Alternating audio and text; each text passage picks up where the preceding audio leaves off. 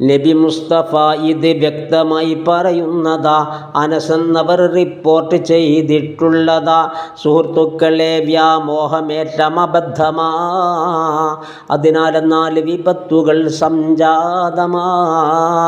ത്വാഅത്തൊഴിച്ച് നടക്കലാണതിലൊന്ന്, മടികൊണ്ട് പിന്നീടാക്കി തള്ളിവിടുന്ന്.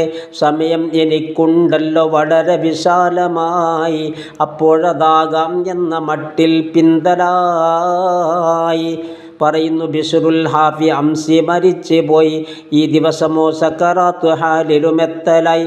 നാളത്തെ ദിവസം സോദരാ ഗർഭത്തിലാ, അതുകൊണ്ട് ത്വാഅത്തിന് തന്നെ നീ ചെയ്യല.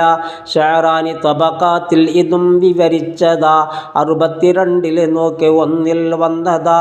2 തൗബ ഒഴിച്ച് നീ പിന്തിക്കലും, പിന്നീട് ചെയ്യാമെന്ന മട്ടിൽ നീട്ടലും. ഞാനിന്ന് ശാബ, വയസ്സനല്ല യുവാവും, അതുമാത്രമല്ല എനിക്കിന്ന് നല്ല ആരോഗ്യമാ. ഈ ചിന്തയിൽ ഇരിക്കുന്ന സമയം തന്നെ മരണം ക്ഷണം പിടികൂടുവാൻ മതി പൊന്നേ.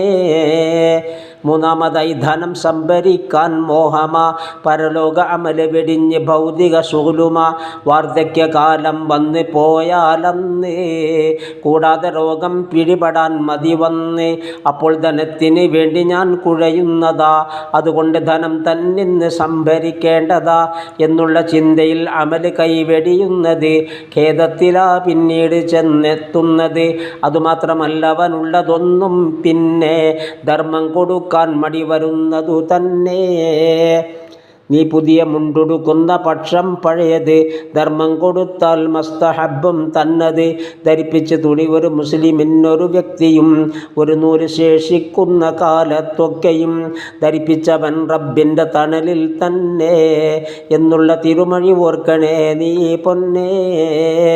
ഇത് നീ മജാലിസിൽ നോക്കിയാൽ കാണുന്നതാ, 109 വിശദമായി പറയുന്നതാ. 4-മതായി കൽബിൻ്റെ കസുവത്തെത്തല, അത് കാരണം പരലോക ചിന്ത മറക്കല. യാ റബ്ബി തഖ്വ ചെയ്യുവാൻ തൗഫീഖ് ദാ, അതിനുള്ള വികസന മാർഗവും കാണിച്ചുതാ.